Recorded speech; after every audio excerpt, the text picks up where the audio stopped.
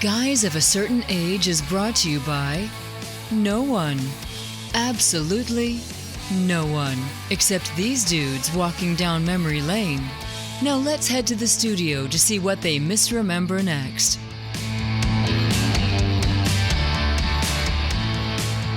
It's a podcast that's undefeated this football season. It's Guys of a Certain Age. Robbie Koblenz in studio alongside Art Shirley and Jay Reed.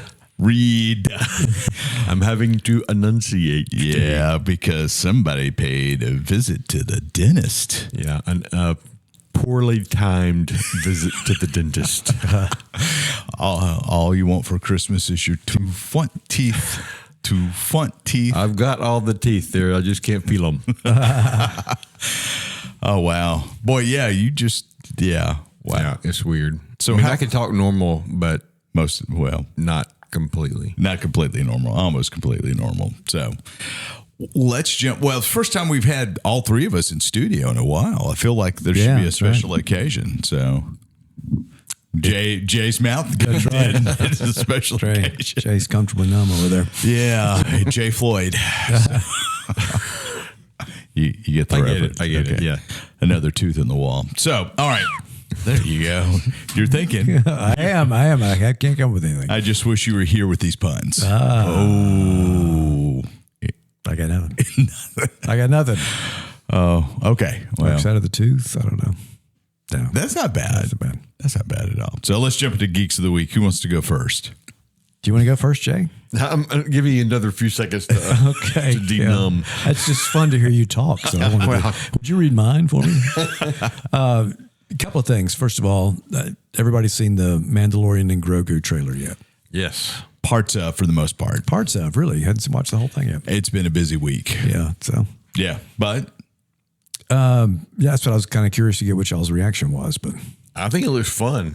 It seems very much like a kid's movie. I almost felt like it was a Muppet movie at times. Yeah, with the swole hut, Jabba's son in it. And then the two, Grogu and the other guy that are walking through sewer tunnels and all that stuff. And then that guy and maybe some like him are in a little speeder thing at some point too. So I felt does that very guy much. have a name? I think I'm sure he does, but I don't know what it is. Sigourney Weaver's in it. Spoiler alert for the trailer, I guess. But and that's what almost made it seem like a Muppet movie with a celebrity cameo. Right. So she's but Pedro Pascal's in it. Yeah, is he? Yeah, well, his voice is his in voice it. I wonder is. how much actually he was on set. Surely he was on set. Yeah, maybe. Anyway, but it does look fun. It seems very much to me, it seems very kid-oriented, which Lucas has said that's been the case with all of the Star Wars that he was involved with. Jar Jar Binks. But it does seem after we've had Andor, it's a definite shift back to a younger audience in mind, which is fun. There's no problem with that.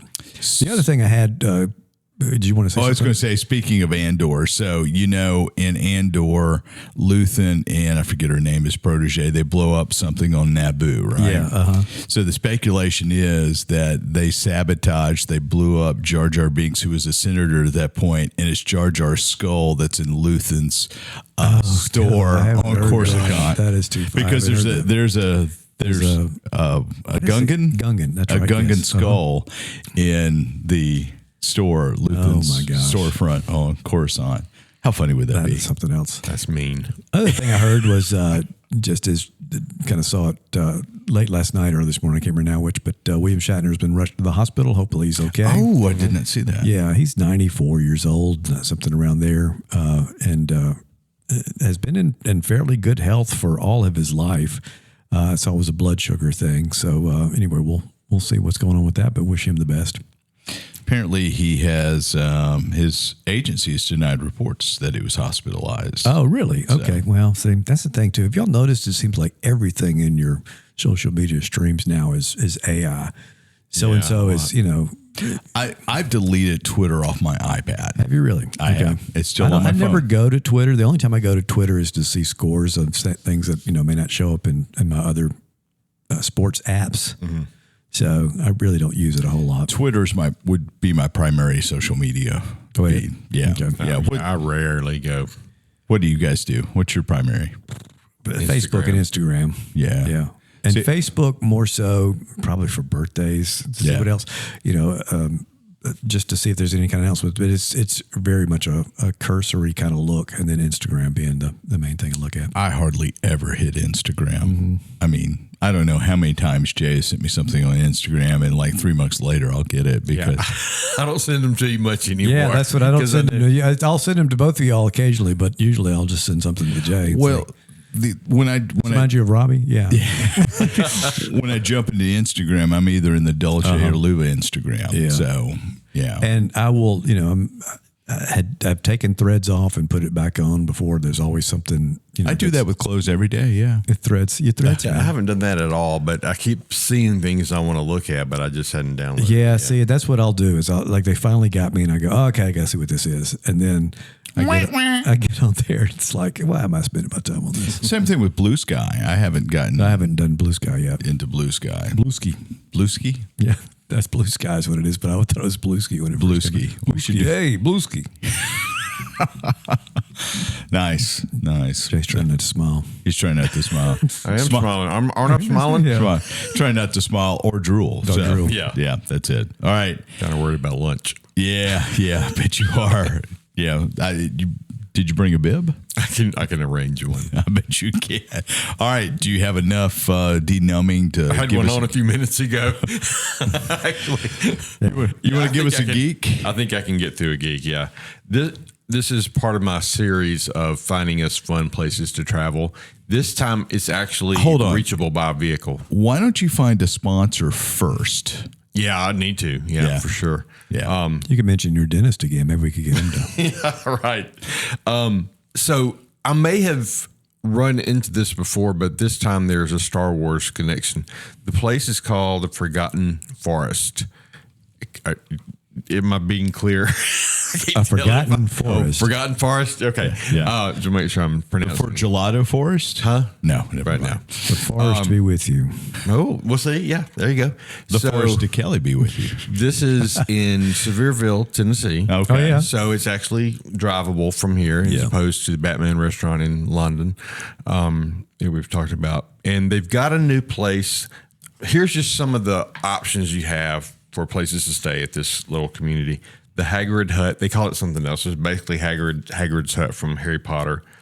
The Wizard's Trolley, which is the bus from Harry Potter. Okay. I forget which movie, but the purple bus, and they've got it all set up to sleep and all.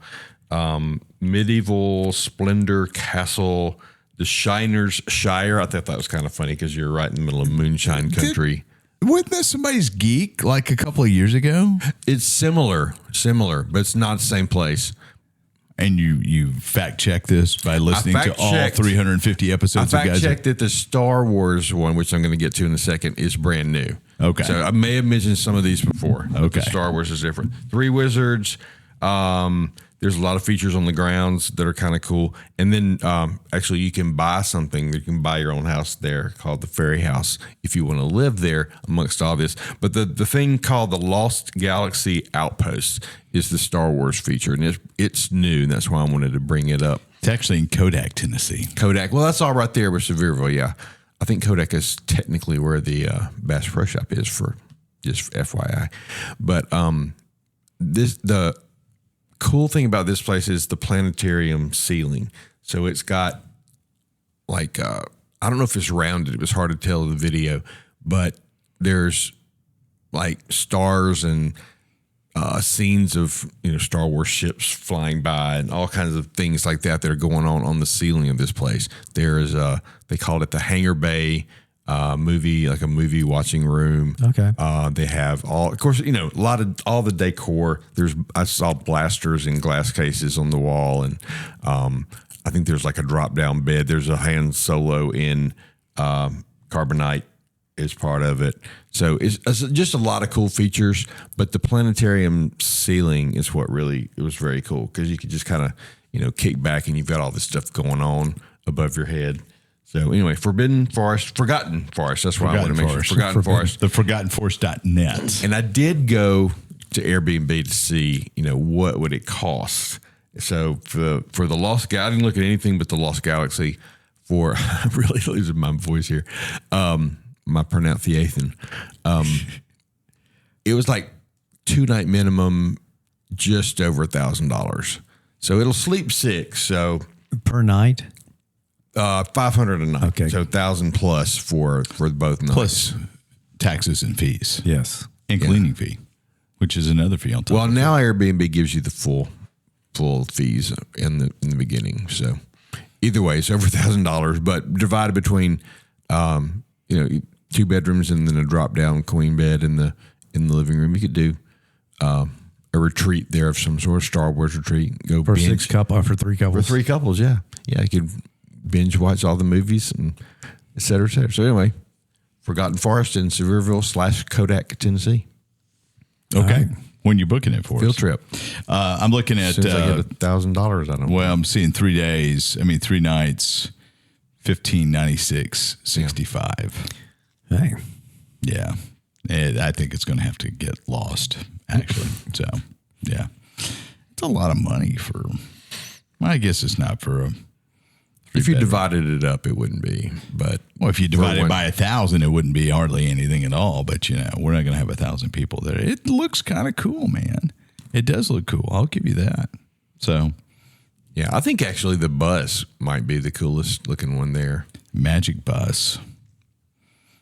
Yeah. All right. So, available on Airbnb. Go to forgottenforce.net. It's there. Cool beans. Yep. Yeah, but I think we covered the Hagrid. There's a place in Asheville for sure that I've talked about Maybe before. it's your Asheville place. Yeah, but the Hagrid hut specifically, I think, was new, and the Star Wars. You're about to get Geek cast instead of typecast. Yeah, I might Yeah. be. Well, I feel like that's kind of my specialty is to travel. Yeah. His is dead Travel people. that will never go. His is dead people. Yours is travel. Right. Yeah. So celebrity or RIPs. Mine. I don't think we have any did this week, right? Robert Redford we talked about. Yeah, Yeah. I'm not aware of any. That we know of. Yeah. So, Spider-Man Beyond the Spider-Verse has been pushed again. Now it's going to go to June 18th of 2027. So, Oh, gosh. that's probably the Marvel movie I'm looking most forward to. Yeah. They've knocked it out of the park. The whole Spider-Verse. So why don't they keep pushing it back? Who knows? Money, production time. It takes a while. That style of animation is so incredibly complex. Art, our resident animator, artist person could probably weigh in on that. But Yes, it is. Resident animator person, RAP. yeah, well, he is. He's done all kinds The of stuff. rapper. The rapper. Okay. Wow, I still haven't seen the second one. Have you not? Still, I'd forgotten that. It's on Netflix. Yeah. Did you guys watch the Alan Alda Four Seasons movie? Whenever it Oh, came yeah, out, when in it came 81. out, yeah. Yeah. Mhm. Did you remember that? When was that? 81. Yeah. Oh, 81. Yeah. I don't know Alan if I did Alda, or not. Carol Burnett. Yeah. Rita Moreno. Yes. So Netflix has remade it with a 8-part miniseries with Tina Fey and Steve Carell. Oh, okay. It's pretty good. Yeah. And This is not your geek, right? no. Okay. No, my geek was Spider-Verse. Okay. Yeah. I saw that advertised last night. Yeah. But I Said didn't- you're trying to take over Jay's. Well, this came out 6 months ago. Yeah. No. It's just- Is it good? You like it? It's pretty good. It's pretty good. And it's Bill Hader is in it. No. Is he not in it? Okay. Who plays Tina Fey's husband? I didn't know him. I recognize him. It's but I not can't Bill remember. Hader. It's Will Forte. Yeah. Yeah. Sure. Okay. Mm-hmm. Yeah. Well, Another he was Saturday Night Live, he was yes. talking about 3 couples going on a trip. Yeah. The Four Seasons. Okay. I just want to know how these guys afford a vacation every quarter. Yeah. No kidding. That was a question back in the 80s as well. Yeah, that was the whole thing. So Vivaldi's The Four Seasons was the music from it. Yeah. And so they would take a trip. I'd whistle it, but I can't. Yeah, that one. And they would take a getaway, these 3 couples who were best friends, been best friends since college, every quarter. Yeah. And there were nice places. I mean, they were not going to, little small places to spend some time that you could drive to in 20 minutes. It wasn't the Motel 6 or the Lost Galaxy Outpost Planet. It was more like the Lost Galaxy Outpost Right. Planetarium. So anyway, pretty good watch, I would. And how many episodes is it? 8. Okay. So Wraps up, though. It's not like, it's just limited series. Season 2's been announced. Really? Okay, Yeah. that's interesting. Pretty open-ended at the end of season 1. So, but yeah, I would recommend that. Okay. So, all right, we're going to take a break. We have a treat coming up. We have a bona fide rock star who was gracious enough to give me an hour of his time. We're going to talk to Steve Taylor up next. And we're back, and we actually have a bona fide rock star joining me for the second half of the show today. Steve Taylor has agreed to come on for a few minutes to talk about his career, filmmaking, music, and otherwise. Mr. Taylor, how are you doing today? I'm doing great, Robbie. Thank you for bringing me on. Yeah, for our dozens of listeners. Sometimes it goes from a dozen to 2,000. Who knows? Maybe we'll strike gold with this. Well, look, I want to give a little backstory to the folks who listen. This is a kind of a pop culture tech geek podcast, and we got folks all over the place who listen. But I kind of want to introduce you a little bit to them, ask you questions about career, and then get to you as a filmmaker and a producer, which I think is just incredibly fascinating right now. So I was first made aware of you 35 years ago, 40 years ago, when you hit the Christian music scene. Of course, back then we called it Christian rock. Now you've got to be, I guess, politically correct and call it contemporary Christian music. But your 83 release, I want to be a clone.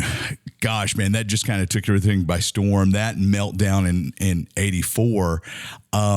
You had a really nice, not short-lived because you've been producing stuff forever, but like from 82, 83 to 90, 91, you were pretty prevalent in the Christian rock music scene. Any memories from back and then that just kind of pop out as, I mean, we're going back a few years, but that was kind of a fun time back then. A lot of new music was coming out, a lot of different genres. Anything that pops out to you? I think we didn't know if there was a ceiling to it. So for me, it all came together pretty quickly. Like there wasn't a years of slugging it out in a van. So part of it was just how quickly it happened. It felt like I got to open for a resurrection band, for a few months, and then I was out doing my own tour, and next thing you know, we had a tour bus, and so I didn't have a very long period of starving artistry. And it just felt like kind of the sky was the limit. So music video was kind of new back then. Of course, MTV, late 70s, early 80s. Meltdown was one of the first Christian rock music videos I remember. Of course, Lisa Whelchel from Facts of Life was in that video as a cameo. What was your involvement behind the scenes with that, Steve? Did you have any creative production, directing? I mean, what do you remember about that piece? Yes, the record label had come to me because music videos were becoming a thing, and I think at that point, this might have been only the second one they'd ever tried. And they said, we don't have a big budget, but would you want to do a music video? And I was like, yeah, sounds like fun. I had a film minor in college at Colorado University at Boulder. It was all avant-garde filmmaking. So the one good thing about that type of filmmaking is it's probably good for music videos. And so I said, yeah, I think they gave me $5,000. Oh, and wow. I found a way to found a wax museum in Hollywood that was sort of second tier, but still interesting. And so I figured out a way to rent it on their day when they were closed. A guy at my church was a pretty well-known cinematographer for commercials, and he agreed to do it essentially for free and even bring his crew along. Oh, wow. I just got a bunch of people to pitch in and donate their time, and it just turned out way better than it should have. Now, was that 16 millimeter or 35 millimeter film? Do you remember what you shot on? I think we shot that one on 16 millimeter. Yeah. Yeah. You know, you could always tell the music videos with a little bit of budget behind because they were shot on film. Right. Yes. You know, I remember hearing a story about Mylan and Broken Heart, what they were based in Atlanta. And Mylan wanted top-notch production. And so they'd hooked up with a DP or a director who was doing commercial work in the Atlanta area, if I remember correctly. And you may know the story better than I do. And this dude would save his tails of his film reels, right? So 100-foot load, 200-foot load, whatever, of 35 millimeter, because he was doing pretty high-end ad work. And so if he had, something on the tail end left, he would get Mylan and the guys, and they'd set up a scene. And so they would shoot on the tail of that film canister. And so they were able to save processing cost, and I guess they were telecinning back then, because you would process the entire reel. You wouldn't just process if you only shot 2/3. You'd have to process the whole reel, and that gave his stuff at that time a real polished look. So, right. But yeah, after that, we ended up buying a 35 millimeter Arri camera, one of the old 2LBs, to do the trip around the world. And so we shot everything on 35 millimeter after that. And I think pretty much I only shot 35 millimeter for music videos after that, because I never liked the look of 16 millimeter. Yeah. So did you op camera yourself? Did you bring in a DP? What was your technical side of that?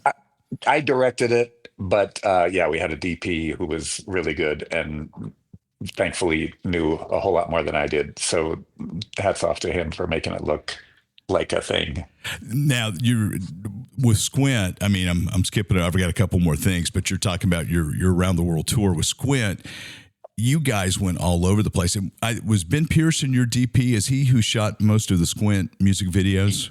Yes, I knew Ben as a photographer and had worked with him quite a bit. He had shot all the stills for our band Chagall Guevara. And so I came to him and said, hey, I've got this idea. Would you want to be the cinematographer? And he's like, I've never shot a roll of film.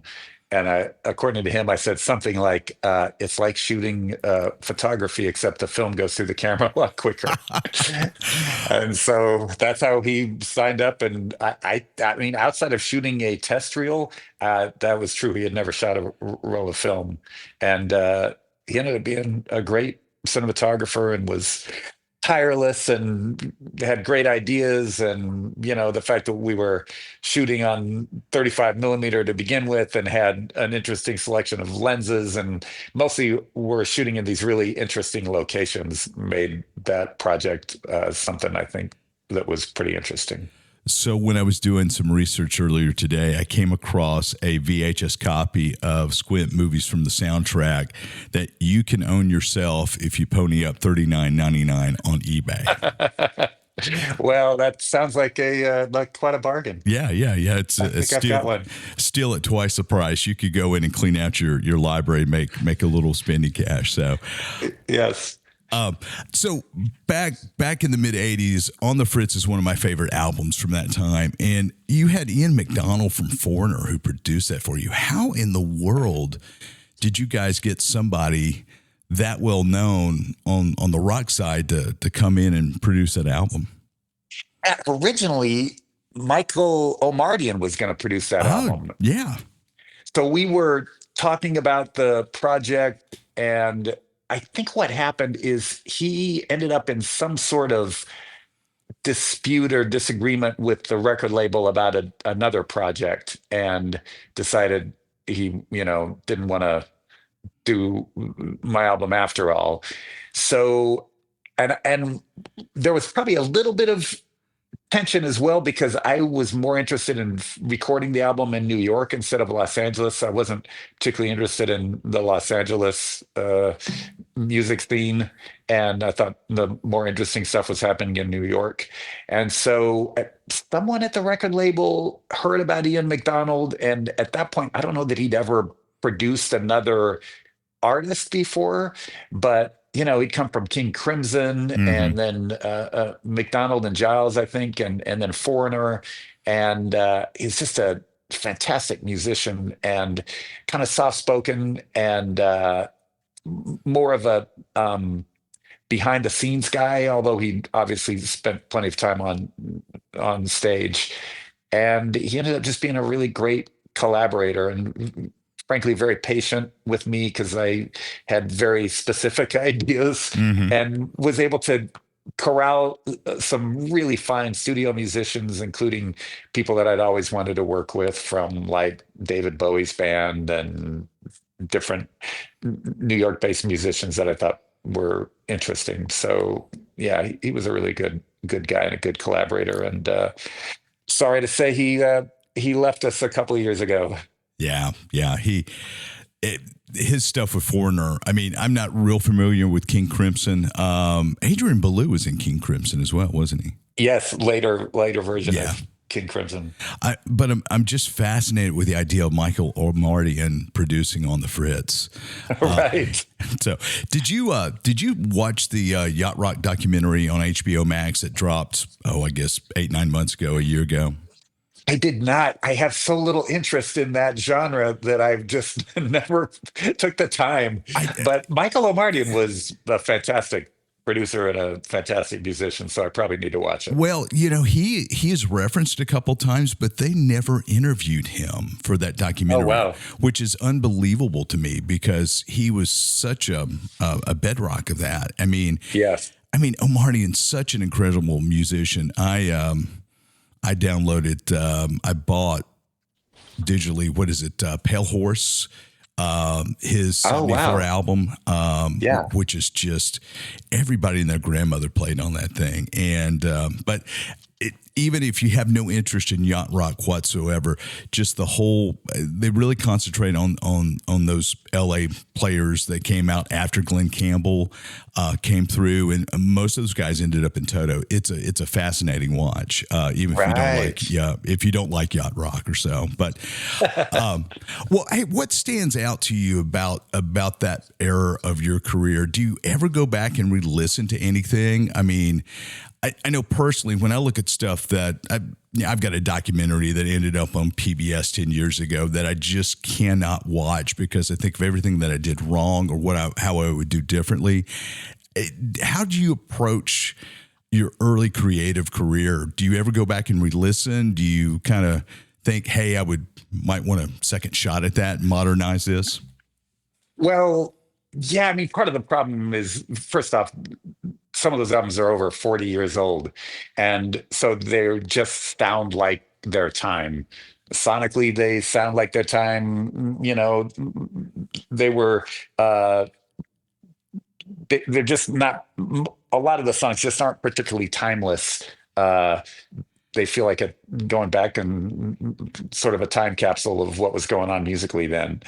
And then the writing, there's songs that I'm really happy with and songs that I wouldn't, if I could go back, I would write something else. There's songs that I would love to tweak and change, but that's just all seems kind of futile to go and mess with history.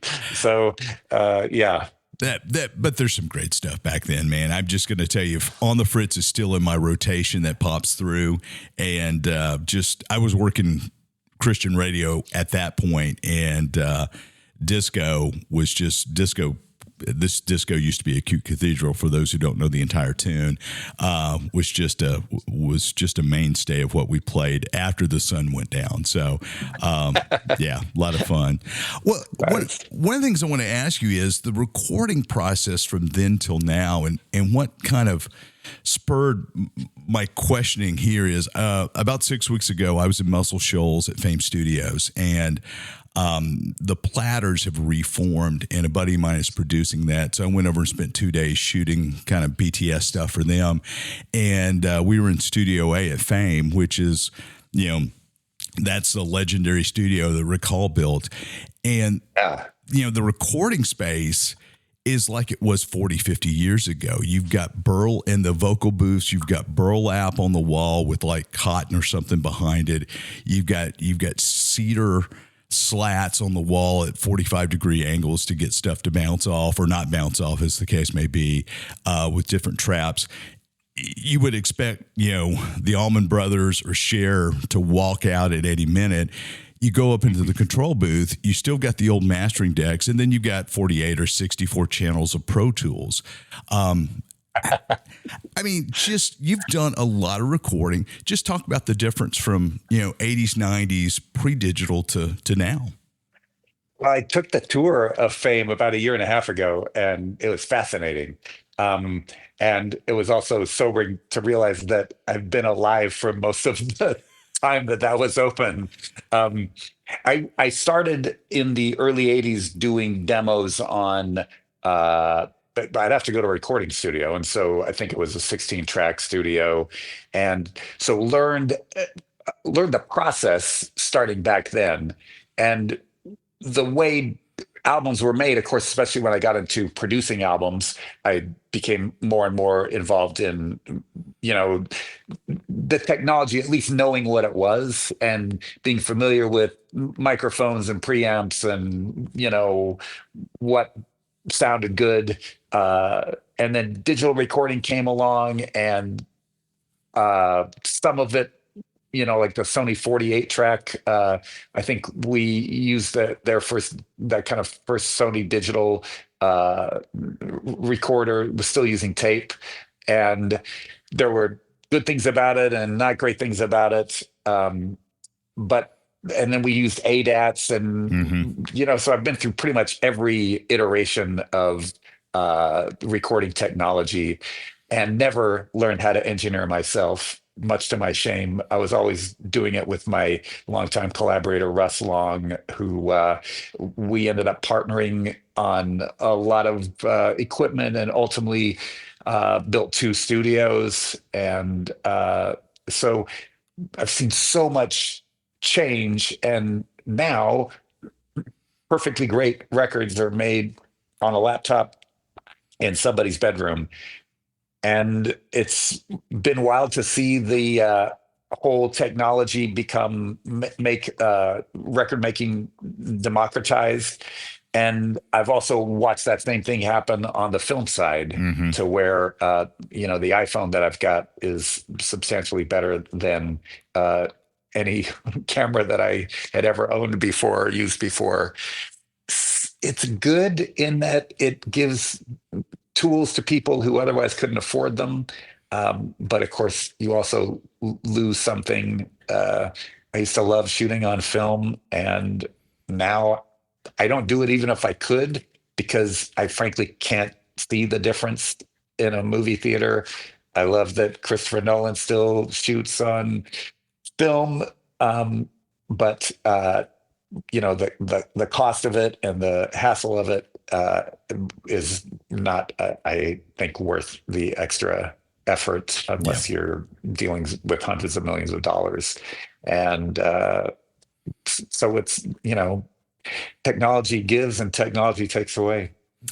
It's funny you're talking about the doing the tour of fame. One of the things I found, I was sitting in the control room in A, and there's a couch on the left wall as you walk in, and I've got my arm up, and I feel an axe handle behind the couch.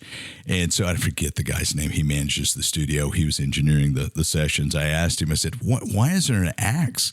He said, in case there's a fire, that's the only way I can get out of this control room. So he actually has an axe to go through a wall in case something happens. And kind of crazy, but Yes. Yeah. Your 1960 building codes, so kind of crazy. So, well, jumping back, kind of going through career, Chagall Guevara, which somebody once told me that it was the best rock band to ever come out of Nashville.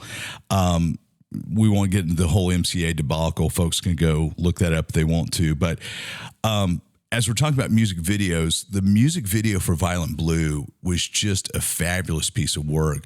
Obviously you were in front of the camera. Did you have any creative input or any production involvement in that music video? And not a lot. We hired a guy who had directed a Pixies video that we liked, and he came to town. I think we as a band came up with the idea of shooting in the cave, and that might have been something that Dave Perkins had heard about. So, we set that up, and then I think we actually invited a bunch of our friends to come and be the audience and sit at the tables and sort of take part of the kind of crazy, violent feasting that was going on. Yeah. But the director, whose name I've forgotten, was the guy who came in from, I think, New York and recorded it all and ended up putting it all together. How deep in that cave were you? I mean, how much did you have to haul gear in, I guess is my question. Yeah, they'd done a few things there. So the chandelier was already there and the stage was already there.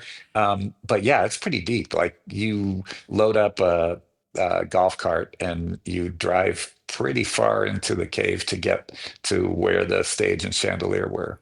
I mean, I'm assuming you guys were rocking HMIs back in the day, and you had to have a fair amount of power. So that's always been one of those questions I've always wondered. Right.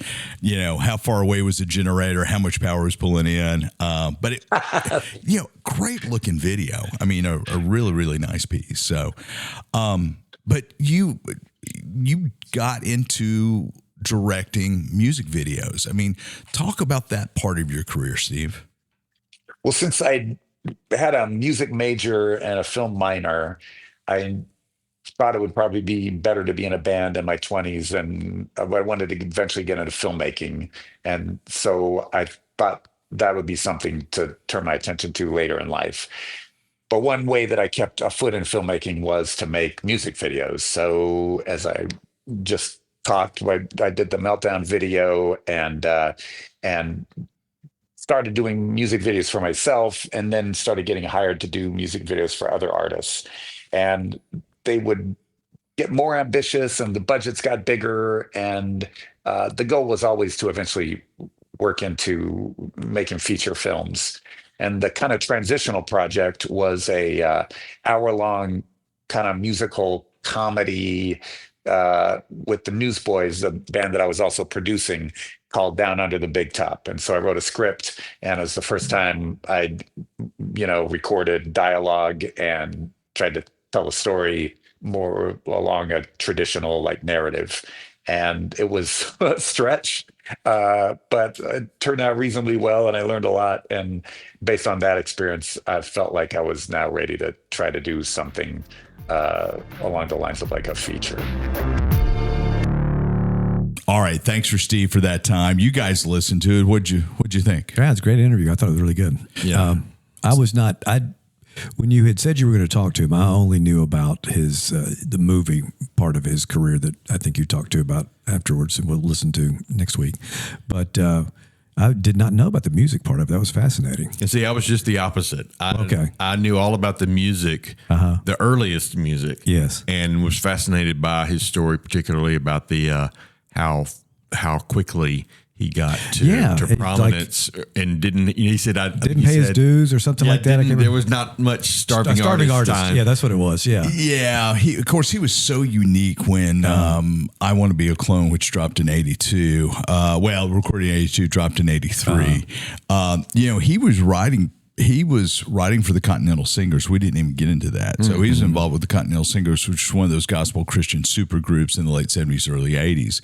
And then he was playing at a showcase, and Billy Ray Hearn, who was president of Sparrow Records at the time, saw him and basically offered him a deal. Yeah. He was very, very, very unique at that time as Christian music was starting to break from a Keith Green or a Dallas Home or a Gaither trio type of thing to more modern music. And Steve was on the front edge of that, very, very new wave. Yeah. And very topical. All of his songs were almost seemed like right out of the news in some ways. And that, I think that's what stood out for me in those days, because I was all into that, Amy Grant, Michael W. Smith. This was not that.